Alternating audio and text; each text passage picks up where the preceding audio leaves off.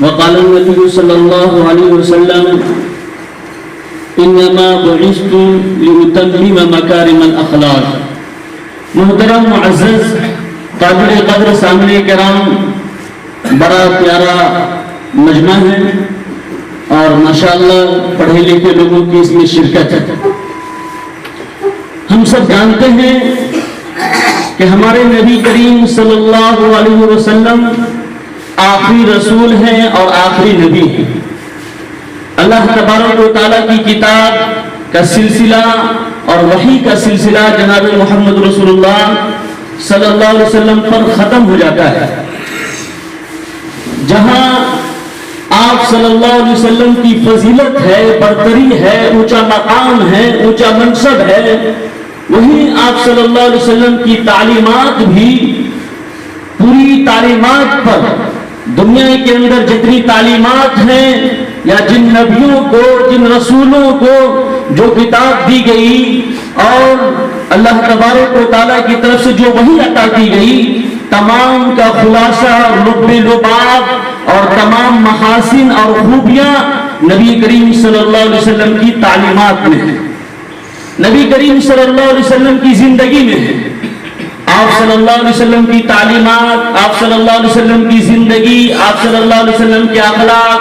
آپ صلی اللہ علیہ وسلم کا کردار، آپ صلی اللہ علیہ وسلم کا اسوہ حسنہ مکمل ہے، اور تمام پڑھے لکھوں نے، سمجھداروں نے اس کو تسلیم کیا ہے، من مانا ہے، اس سے انکار نہیں کر سکتے۔ چاہے ہمارے برادران وطن میں غیر مسلم ہو یا پھر کیا ہے کہ عیسائی اور کرسچن ہو یا جو لوگ ہو، سب نے اس کو تسلیم کیا ہے، مانا ہے۔ اہل یورپ نے دیکھا کہ مسلمانوں کی تعداد روز بروز بڑھ رہی ہے اور مسلمان پھیلتے جا رہے ہیں، تو انہوں نے پروپیگنڈا شروع کیا، اسلام کے خلاف سازش شروع کی اور مستشرقین کی ایک جماعت تیار کیا، جو جماعت کا کام ہی یہی تھا کہ رات دن وہ قرآن کریم میں محنت کرے، ڈوبے رہے اور قرآن کریم کے خلاف پروپیگنڈا کرے، اور لوگوں کو جو بات آسانی سے سمجھ نہیں آتی ہے تو اس پر اعتراضات کرے، آپ صلی اللہ علیہ وسلم کی تعلیمات پر اعتراضات کرے، یہی ان کا منشا تھا۔ اس کے لیے انہوں نے لاکھوں پمپلیٹ چھاپے، اس کو شائع کیا، اس کی نشر و اشاعت کی، اور ایسے ایسے انہوں نے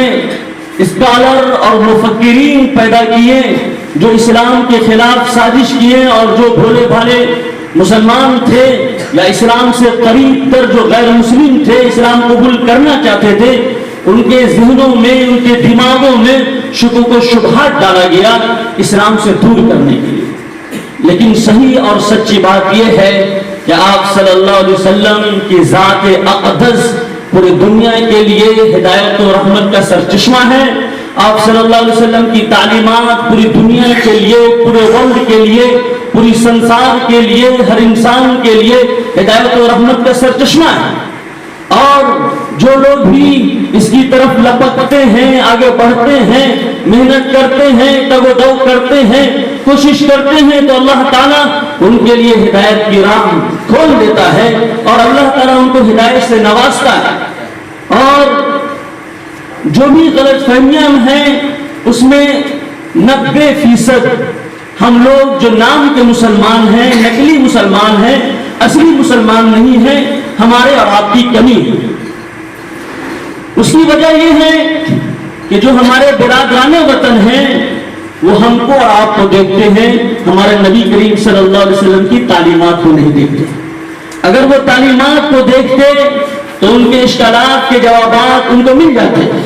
لیکن وہ ہم کو اور آپ کو اور ہمارے اور آپ کے اخلاق کو، کردار کو اور ہمارے اور آپ کے لین دین کو دیکھ کر کے طے کرتے ہیں، اس لیے اسلام پر ان کے اعتراضات ہوتے ہیں۔ اللہ کے نبی کریم صلی اللہ علیہ وسلم کی جو تعلیمات ہے یقیناً خوبیوں سے، محاسن سے، اچھائیوں سے، بھلائیوں سے بھری ہوئی ہے، لیکن ہم لوگ جیسے کچھ نااہل ہیں جو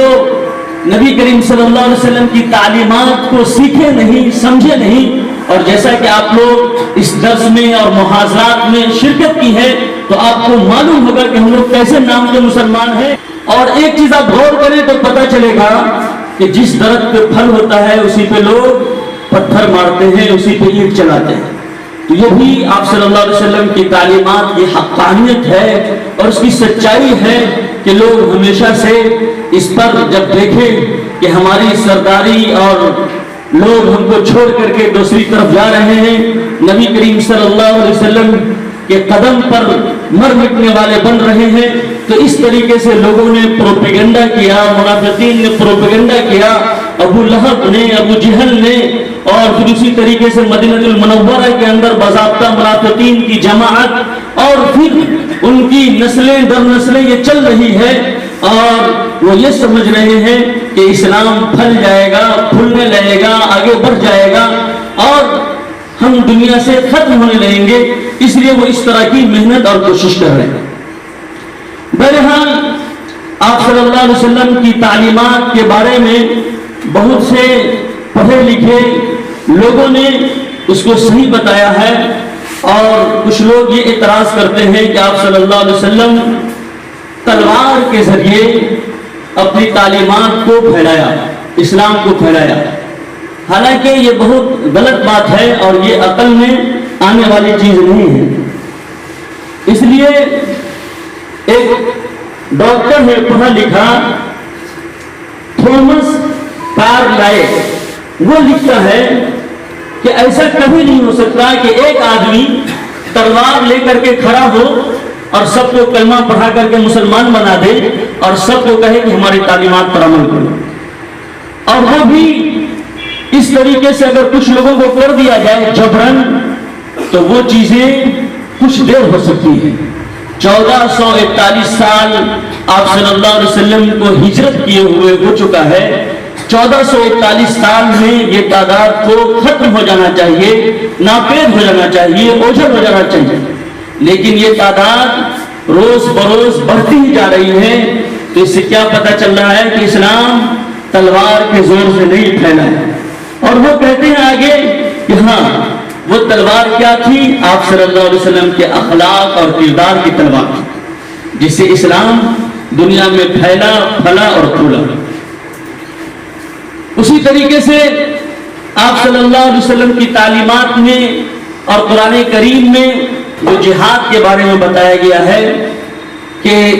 جو لوگ اسلام کے دشمن ہیں، مسلمانوں کو مٹانے کی کوشش کر رہے ہیں، ان سے آپ صلی اللہ علیہ وسلم نے جہاد کرنے کا حکم دیا، قرآن کریم نے جہاد کرنے کا حکم دیا۔ حالانکہ آپ دیکھیں اور غور کریں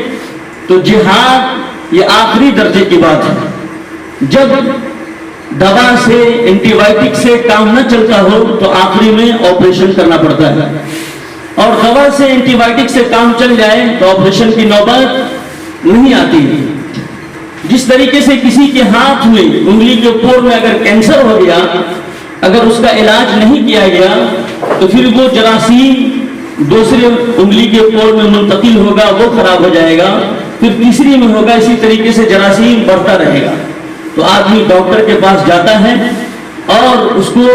کٹوا کر کے اس سے الگ کرواتا ہے اور فیس بھی ادا کرتا ہے اور ڈاکٹر کا شکریہ بھی ادا کرتا ہے۔ تو جہاد اسی طریقے سے ہے کہ اگر کوئی اللہ کا نافرمان رسول کریم صلی اللہ علیہ وسلم کی تعلیمات پر اعتراضات کرتا ہے اور وہ سکون کے ساتھ، اطمینان کے ساتھ نہ خود رہتا ہے نہ دوسرے لوگوں کو رہنے دیتا ہے، وہ طرح طرح کی سازش کرتا ہے، تو پھر سمجھانے بجھانے کے بعد جب نہیں مانتا ہے تو آخری میں جہاد کا حکم دیا گیا تاکہ معاشرے کے دوسرے لوگ محفوظ رہ سکیں اور اس کے ذہن و دماغ میں جو نجاست اور غلاظت بھری ہوئی ہے اس سے دوسرے لوگ پاک اور صاف رہ سکیں۔ اور جہاں تک جہاد کی بات ہے تو یہ جہاد صرف آپ صلی اللہ علیہ وسلم کی تعلیمات میں نہیں ہے، بلکہ ہمارے برادران وطن کی کتاب ہے ایک یجروید، اس کے اندر بھی جہاد کے بارے میں آیا ہے، اور ایک کتاب ہے بھگوت گیتا، اس کے ادھیائے نمبر 2 اور منتر نمبر 31 سے لے کر کے 38 تک احکامات پورے جہاد کے۔ حالانکہ اسلام کا جو جہاد ہے تو آپ دیکھیں گے ان کے شرائط میں ہے کہ اگر کوئی جہاد کر رہا ہے تو وہ عورتوں کو نہیں مارے گا، معصوم بچوں کو نہیں مارے گا، درخت وغیرہ نہیں کاٹے گا، اس کا پورا ایک اصول ہے، آداب ہے کس طریقے سے کرنا ہے، لیکن یہ ساری چیز ہمارے برادران وطن کی کتاب میں نہیں ہے۔ اسی طریقے سے گوشت کے بارے میں اعتراضات کرتے ہیں اور کہتے ہیں کہ مسلمان گوشت خوری کرتے ہیں، اور محمد صلی اللہ علیہ وسلم کیا ہے، گوشت خوری کے بارے میں لوگوں کو بتایا اور سکھایا۔ حالانکہ دنیا پہ آپ غور کریں تو 80-90% قریب لوگ گوشت کی وجہ سے زندگی گزار رہے ہیں، خاص طور پر ایسے ممالک میں جہاں سبزیاں ہوتی ہی نہیں، اگتی ہی نہیں، اور ہمارے برادران وطن میں بھی بہت سے لوگ اس کو کھاتے ہیں، استعمال کرتے ہیں، اور پرانے زمانے میں ان کا استعمال باضابطہ ہوتا تھا، اور مہمان کے آنے پر خاص طور پر جس کو وہ منع کرتے ہیں وہ ان کو ذبح کیا جاتا تھا، اور ان کے لیے باضابطہ اس کا انتظام کیا جاتا تھا۔ ایک کتاب ہے جس کا نام ہے منوس مرتی، اس کے ادھیائے نمبر 5 میں اور منتر نمبر 30-31، اور پھر آگے آپ پڑھیں گے تو اسی میں منتر نمبر وہ 39 اور 40، اس میں بھی گوشت کے بارے میں بتایا گیا ہے کہ پرمیشور نے کچھ چیزوں کو کھانے کے لیے بنایا ہے اور کچھ چیزوں کو کھائے جانے کے لیے بنایا ہے، یعنی ایک کو دوسری کی غذا بنایا ہے۔ ایک راجا گزرا ہے، راجا رنتی دیو۔ راجا رنتی دیو یہ بڑا راجا تھا، ان کے پاس جب مہمان وغیرہ آتے تھے اور کثرت سے آتے تھے تو یہ لوگوں کے لیے گوشت کا انتظام کیا کرتے تھے، کیونکہ سالن کا اور سبزی کا جو سردار ہے وہ گوشت ہے، تو روزانہ 2000 گائے اور 2000 دوسرے جانور وہاں ذبح کیے جاتے تھے۔ کتاب کا نام ہے the history of Indian culture, صفحہ نمبر 589 کے اندر یہ چیزیں موجود ہیں، اور بھی بہت ساری چیزیں ہیں۔ اگر کوئی آدمی چاہے کہ ہم کسی کی جان کو قربان نہ کریں اور ہم ایسی ہی زندگی گزاریں تو یہ ناممکن ہے۔ ابھی کے دور میں سائنس ترقی کر چکا ہے، اور امریکہ میں ایک مشین ایجاد کی گئی ہے، اور افریقہ وغیرہ میں ان کو کھیتوں میں لگا دیا گیا ہے۔ تو جب پیڑ پودے کو پانی کی ضرورت پڑتی ہے تو وہ مشین بتاتی ہے کہ مجھے پانی کی ضرورت ہے، اور اس کی ضرورت کو پوری کی جاتی ہے۔ تو وہ مشین بھی چلاتی ہے، بولتی ہے، اور اپنی ضرورت اس کے ذریعے کیا ہے کہ وہ پیڑ پودا مشین کے ذریعے انسانوں کو بتاتا ہے۔ اعتراض کرنے والے کہتے ہیں کہ چونکہ پیڑ پودے میں، گھاس میں 2 چیزیں انسان کے مقابلے میں کم ہوتی ہیں، اور یہ کہیں جانور میں 2 چیزیں زیادہ ہوتی ہیں۔ جانور کے اندر 2 چیزیں پیڑ پودوں کے مقابلے میں زیادہ ہوتی ہیں، اور پیڑ پودوں میں 2 چیزیں کم ہوتی ہیں۔ وہ 2 چیزیں کیا زیادہ ہوتی ہیں کہ جانور کے اندر ایک چیز ہے بھاگنے کی صلاحیت، وہ بھاگتا ہے، اور دوسری چیزیں ہیں بولنے کی صلاحیت، جو آسانی سے چلاتے ہیں، بولتے ہیں۔ ان سے جب کہا جاتا ہے کہ مان لیا آپ کا کوئی بچہ ہے،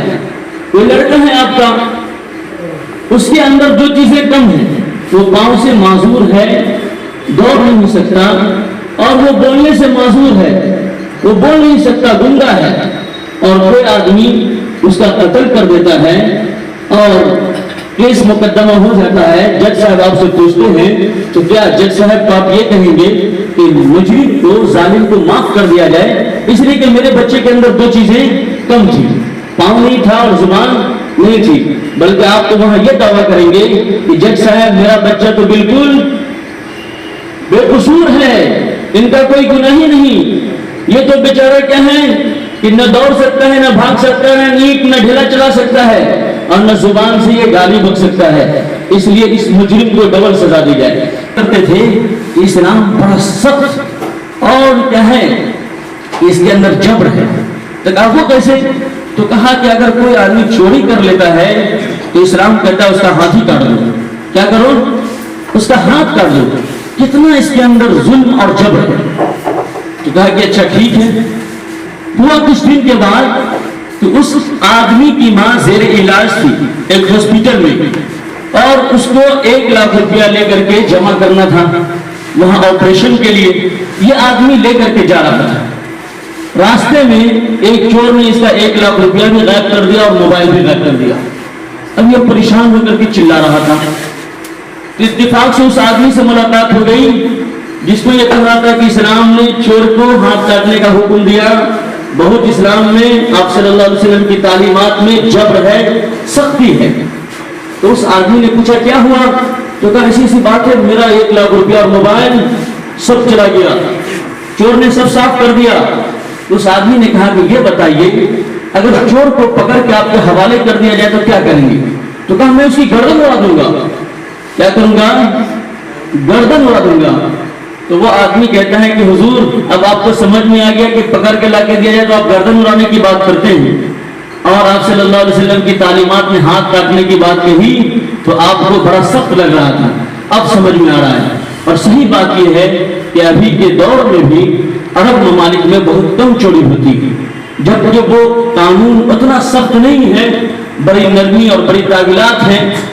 اور دوسرے ممالک میں ترقی یافتہ ہونے کے باوجود، CCTV کیمرہ ہونے کے باوجود بہت سارے کیا ہے کہ جرائم اور کرائم اور چوریاں سب ہو رہی ہے. تو صحیح بات یہ ہے کہ ہم لوگ اسلام کی خوبیوں کو اور تعلیمات نبی کریم صلی اللہ علیہ وسلم کی جو خوبیاں ہیں ان کو ہم اور آپ پہنچا نہیں پائیں، اس لیے سارے اعتراضات ہو رہے ہیں. ورنہ ہمارے برادران وطن کی جو کتاب ہے اس میں بھی آپ صلی اللہ علیہ وسلم کی تعلیمات کے بارے میں اور آپ صلی اللہ علیہ وسلم کے بارے میں بڑی پیشن گوئی کی گئی ہے اور بتایا گیا تسمننترے ملے چھجاریم سمنویتا مہامد اتفیات ششیا ساکھا سمنویتا. تو بہت ساری باتیں ہیں، بہرحال وقت ہو گیا ہے. اللہ تعالیٰ ہم سب کو کہنے سننے سے زیادہ عمل کرنے کی توفیق عطا فرمائے. نور حق شمع الہی کو بجھا سکتا ہے کون؟ نور حق شمع الہی کو بجھا سکتا ہے کون؟ جس کا حامی ہو خدا اس کو مٹا سکتا ہے کون؟